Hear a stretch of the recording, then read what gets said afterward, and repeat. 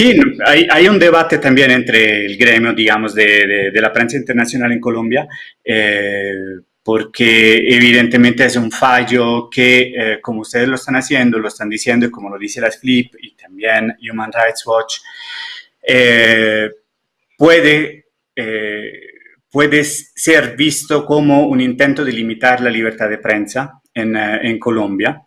Yo me di la tarea de leerlo todo el fallo y realmente me parece que puedo estar completamente de acuerdo con Cielo, es un fallo que responde a una tutela punto por punto e encuentra unos problemas que evidentemente están allá en la forma del trabajo periodístico que se ha realizado y entonces por un lado hay este tema que evidentemente preocupa a nosotros también, porque la libertad de prensa en Colombia es un tema muy importante para nosotros. Por el otro lado también hay, digamos,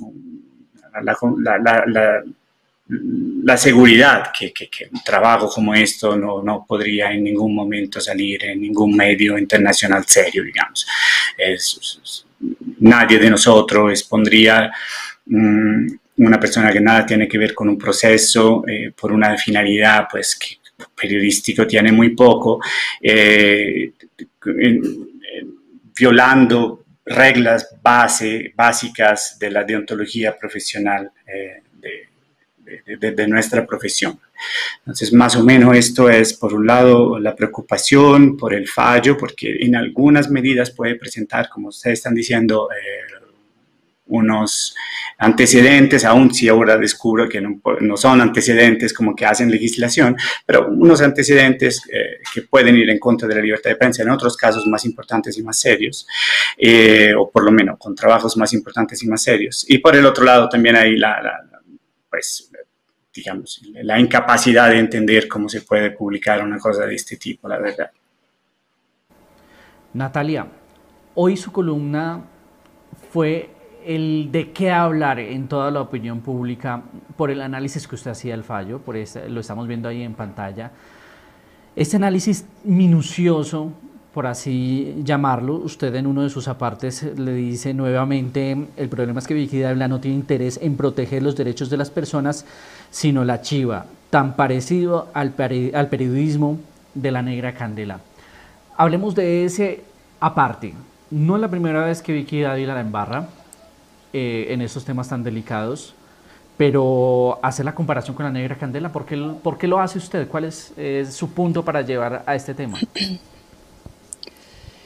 En los medios digitales en donde la farándula y estos tipos de contenidos que llamamos soft o bland y este tipo de cosas terminan por generar unos debates éticos muy importantes dentro de las redacciones. Si bien eso es lo que prefiere la gente, y ahí es donde viene el papel de las audiencias, como electores y como actores de una sociedad activa en donde deciden qué periodismo consumir, sí pasa que hemos tenido por muchos años el papel de esta persona, Graciela Torres se llama ella, en donde evidentemente ha sido una de las mujeres y de las periodistas más demandadas en la historia de Colombia. ¿Por qué? Precisamente por eso. Yo no sé si ustedes recuerdan el caso de Luli Boza, de una actriz muy reconocida en el país, a quien Graciela Torres le vulnera todos los derechos, publicando y republicando un video íntimo.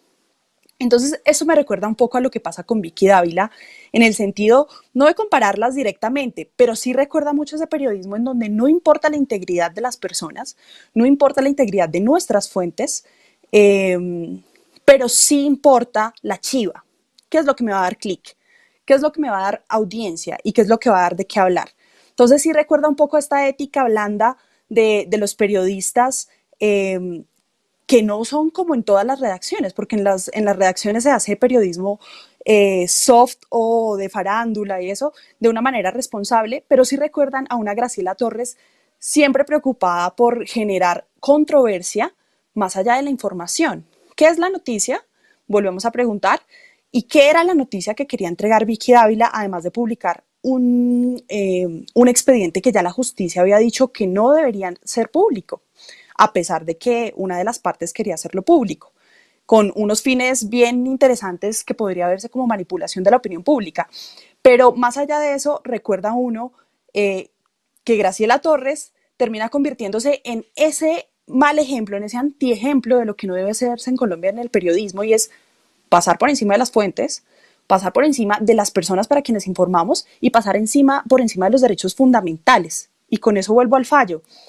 Y lo digo en la columna, si bien sí se cometió, sí se emitió un fallo que podría vulnerar un derecho de un medio, como bajar la columna, lo que sí es realidad es que también lo hacen con el fin de proteger los derechos fundamentales de otras personas que son vulnerables en un proceso judicial muy importante que hoy tiene polarizado al país.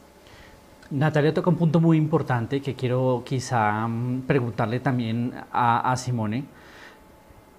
¿Usted cree que el periodismo de hoy dejó de ser periodismo y se volvió ahora una guerra por el que tenga más likes o más visualizaciones en sus videos, en sus contenidos?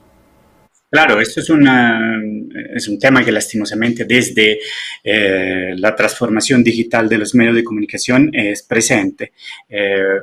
Digamos, el viejo sistema de pagar por un penny por la noticia, comprar el periódico, llevárselo a la casa y leerlo, esto murió con Internet y los medios de comunicación tienen que buscar otras formas para financiarse.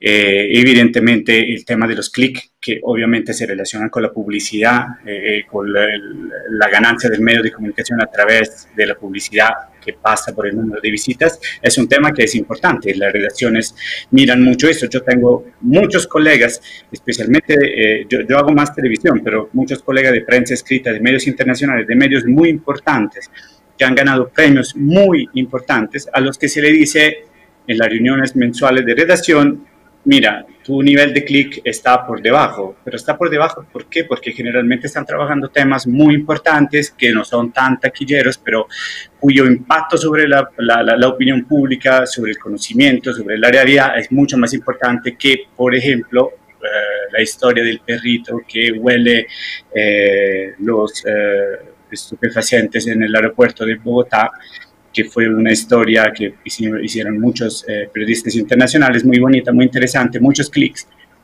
Pero evidentemente hay un problema cuando este tipo de historias se consideran más importantes que las historias que realmente son importantes, donde se cuentan realmente los hechos, donde se hace una investigación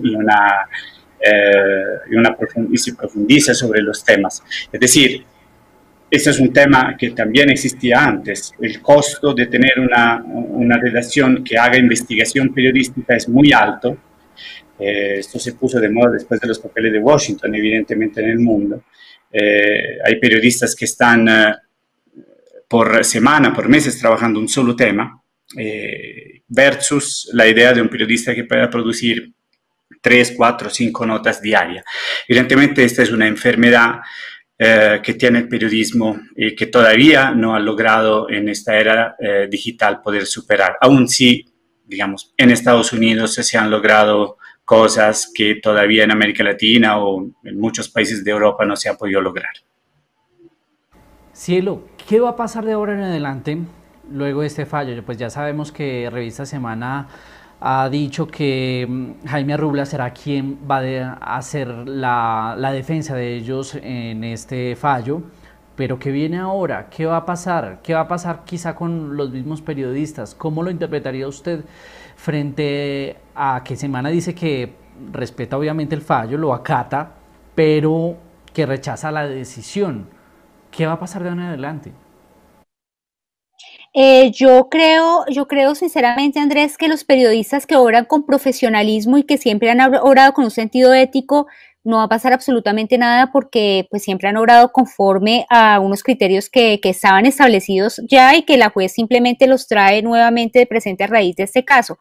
De pronto para los periodistas que sí están acostumbrados, como el caso que mencionaba ahorita Natalia, que no lo tenía presente, de esas personas que reiteradamente recurren al amarillismo, que recurren a, pues que sobrepasan pues los límites de la libertad de expresión, que vulneran los derechos de los demás sencillamente por la cuestión de tener audiencia y llamar rating, pues yo creo que van a tener que en lo sucesivo pues tener mucho más cuidado, porque pues si no lo conocían, pues es que la juez ni siquiera es que esté sentando jurisprudencia al día de hoy, ella hace referencias a precedenciales que ya existen y que están ahí. Otra cosa es que se hayan pasado por alto, por ejemplo, en el caso de Vicky, de manera muy normalizada, si se quiere, porque, por ejemplo, Natalia lo refería y tú haces referencia ahorita al caso de Holman Morris, es muy demostrativo de eso. En el caso de él, por ejemplo, los nombres hay nombres de menores de edad que siguen en este momento en Internet, tanto creo que por Caracol porque por parte de Vicky Dávila, porque revelan totalmente identificación, nombres, o sea, son plenamente identificados, contrario a lo que dispone la Constitución y la ley. Ellos tienen una protección especial. Ahí la jueza, de hecho, lo escribe, lo manifiesta, lo especifica, y es muy chistoso ese doble rasero, por ejemplo, porque Vicky, en cambio, hace pocos meses, yo creo que la opinión pública también conoció todo ese escándalo que hicieron tanto ella como el abogado Iván Cancino, que había prometido denuncias contra Género Úsuga, un activista que había puesto por espacio, yo creo que duró 2 segundos en la red, una mención que está pública en Wikipedia, y ahí se refería el nombre de un menor de edad. Claro, un error por desconocimiento, fue reparado, inmediatamente él pidió disculpas, retiró la información en lo que concernía al menor de edad, pero eso fue una amenaza tremenda con Bienestar Familiar, que iban a denunciarlo, lo amenazaron incluso de que le iban a hacer pagar los perjuicios morales que podía haber causado por ese segundo que eso estuvo en la red.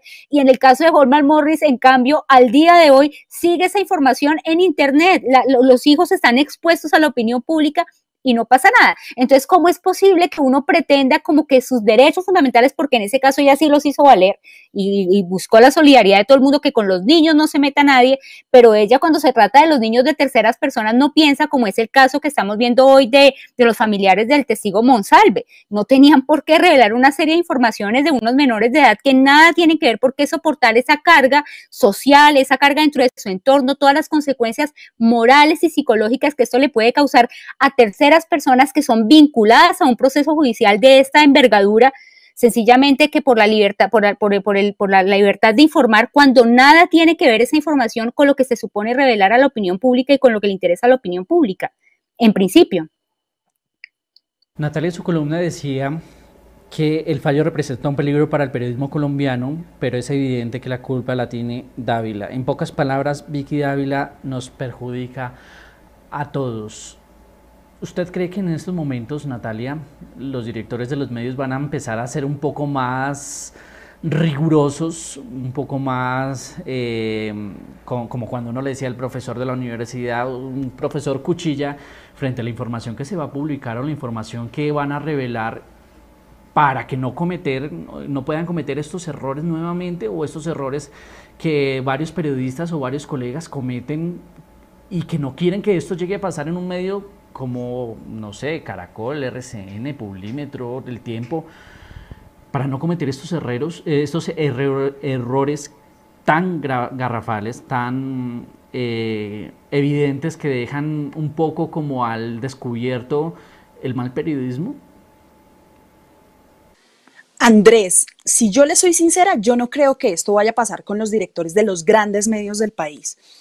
Evidentemente, hoy una de las personas que más se solidarizó con Vicky Dávila es Luis Carlos Vélez, director de la FM, en donde Vicky también tuvo sus problemas y sus chascos, y lanzó una editorial muy fuerte en el sentido de que nos estaban atacando a todos.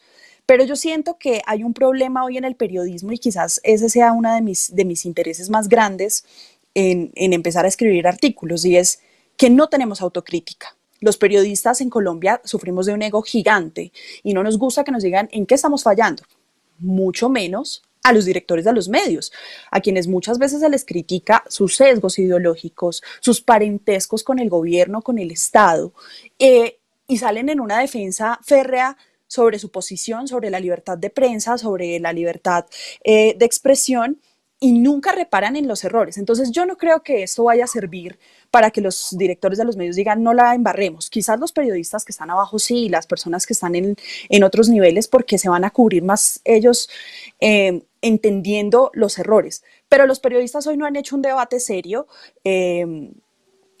de crítica a decir, claro, evidentemente este fallo nos perjudica, pero ¿por qué nos perjudica? Yo en un párrafo de la columna lo digo, nos perjudica porque Vicky Dávila la ha embarrado y esto hace que hoy tengamos problemas. Entonces, yo la verdad no creo que los directores de los medios tengan esa autocrítica para decir tenemos que cambiar ciertas cosas, más cuando hoy todos se solidarizaron con Vicky Dávila, que yo lo entiendo nuevamente. Hay medios en donde estamos trabajando en esos protocolos, hay medios como Publimetro, hay medios independientes en donde esas conversaciones se tienen todos los días, en donde se hace un consejo de redacción y se habla sobre qué cosas estamos haciendo mal, qué cosas estamos haciendo bien. Pero los medios que podríamos llamar tradicionales no quieren dar ese debate y va a ser muy complicado porque las audiencias en algún momento se van a cansar y en algún momento van a empezar a decidir, que ya está pasando en muchas partes del país, decir que ese no es el tipo de información que quieren, o sea, que quieren un tipo de información más crítica y que se sirva para mejorar. Simone, Ángels Barceló de la cadena SER decía hace algunos días que cuando la comunicación se convirtió en un negocio, la información y la rigurosidad dejó de ser importante para las salas de redacción. ¿Cómo volver a ese periodismo? ¿Cómo volver a la esencia del periodismo serio, del periodismo riguroso, del periodismo que no tiene tendencias políticas, que es vigilante y que su propósito es la de informar con rigurosidad y transparencia a los ciudadanos, al pueblo? Claro, y la situación de Colombia en términos de medio es muy interesante, en mi forma de ver, porque Colombia es un país donde claramente los medios masivos de comunicación están en manos de grupos económicos a los cuales le interesa más un negocio que informar, evidentemente.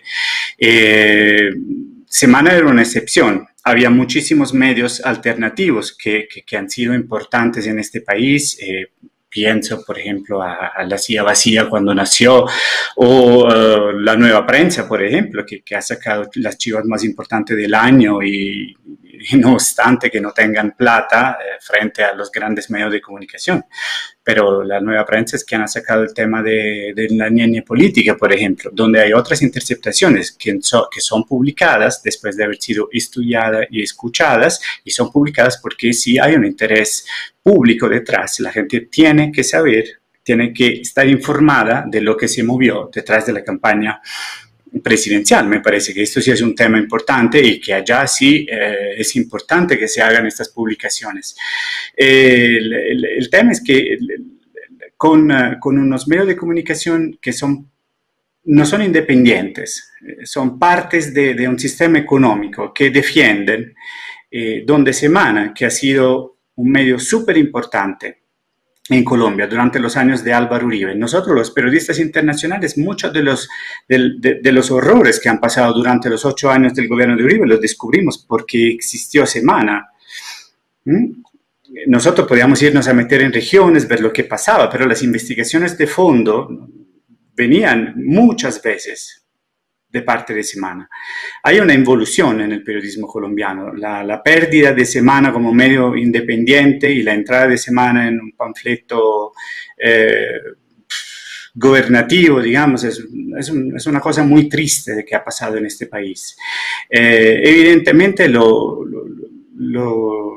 los medios alternativos son una oportunidad que hay que apoyar, así como lo ha sido Contravía, por ejemplo, durante muchísimos años, como lo hacía el Tercer Canal y como lo son la gran cantidad de iniciativas que están haciendo en estos años en Colombia. Pero esto es un problema que evidentemente tampoco solamente es colombiano. Digamos, si yo vengo de un país donde los medios de comunicación han estado en manos de una sola persona por muchísimos años, que luego se volvió primer ministro, entonces automáticamente controlaba también los medios de comunicación públicos. No es una particularidad de Colombia. Lo que sí es particular es que me parece que en Colombia se está yendo hacia atrás y no hacia adelante. Entonces me parece importante el utilizo de las redes sociales, me parece importante seguir apoyando a los medios de comunicación alternativos de este país. Cielo, usted lo hizo mucho en las redes sociales, estas peleas y quizás estas broncas que se han dado un poco frente a qué va a ser de ahora periodismo y qué es activismo, porque algunos periodistas se han encargado más bien de hacer activismo, un activismo político, y creen que con esto están informando. Sí, yo creo que es importante y por eso incluso sería muy bueno que ojalá a raíz de eso la gente viera como el fundamento del fallo. Ahí se habla especialmente de ese doble condición que tiene la libertad de información. Tiene un doble sentido, es decir, el derecho a informar como el derecho a ser informado. Y en el derecho a ser informado está establecido el tener información veraz e información imparcial. El periodismo de activismo, pues claramente no proporciona ese tipo de información. Es una información sesgada, es una información subjetiva, es una información que finalmente es tendenciosa y que quiere llevar a la persona a la que se dirige en determinado sentido y que no le ofrece pues la posibilidad de contrastar precisamente la información que se le otorga. Yo quisiera, a propósito de eso, Andrés, referir algo pues anecdótico de pronto en cuanto al caso del profesor Sanabria, por ejemplo, cuando el último caso que salió a los medios fue enviado, él no quería salir a seguir exponiéndose mediáticamente, dijimos que eventualmente lo hacía yo, pero entonces la pregunta que yo les hacía era, ¿y si no salíamos igual iban a revelar de esa manera sin ningún contraste y sin ninguna oportunidad de saber y de qué se trataba y permitir pues una respuesta a ello? Y en efecto ellos decían, si ustedes no salen, igual la persona va a salir sin ningún filtro al aire a revelar su información y digamos no había ni siquiera un previo control de lo que la persona iba a decir. Entonces ya de eso estamos hablando de unos extremos, es que ni siquiera lo que importa es precisamente el rating, un titular que sea sensacionalista, que nos capture mucha audiencia y ni siquiera contrastamos la información. Entonces precisamente yo creo que es importante en pro del periodismo, para que no se desacredite, para que no pierda credibilidad la profesión en sí, es sencillamente pues que cumpla con unos requerimientos mínimos. Diferenciar además cuando se informa que cuando se opina, no es lo mismo. No es lo mismo decir yo creo que fulana o pienso de esta persona tal cosa, yo puedo opinar lo que yo quiera y estoy en ejercicio de mi libertad de expresión, a informar lo que yo considero que estoy informando de una persona sin tener las pruebas para ello o presentando una sola parte de las pruebas o una sola versión de supuestas pruebas. Entonces, yo creo que esto es importante y como decía Natalia, como decía Simón, yo esto lo veo es más como una oportunidad finalmente porque esos debates son necesariamente positivos en una democracia para fortalecer la democracia, para que los ciudadanos además pues sean conscientes de tanto derechos fundamentales como de los límites a ellos. Entonces esperemos qué pasa con este fallo, si llegara a una segunda instancia, eventualmente hay unos cambios o de pronto en sede de revisión, no sé, pero de por sí es una posibilidad y es una oportunidad para ser conscientes finalmente de los márgenes y los límites que hay en todos los derechos fundamentales. El debate queda abierto. ¿Hasta qué punto llega la libertad de prensa? Ustedes pueden seguir opinándonos a través de las redes sociales del Tercer Canal, ahí vamos a estar leyéndolos y también conociendo un poco más ustedes qué opinan frente a este tema que hoy nos convoca y que hoy ha generado polémica en toda la sociedad. Simone Bruno, muchas gracias por haber estado con nosotros. Gracias a ustedes. Natalia Martínez, periodista, se estrena como columnista, ¿la vamos a ver todos los jueves? Esperamos. Es difícil construirse uno como periodista, como opinador. No es tan fácil. Hay que tener más responsabilidad, pero bueno, lo intentaremos. Natalia, muchas gracias. Andrés. Y Cielo Rusinski, constitucionalista, abogada, gracias, siempre ella panelista del Tercer Canal, ayudándonos a ver mucho más allá de todos estos fallos, su experiencia. Gracias por haber estado con nosotros.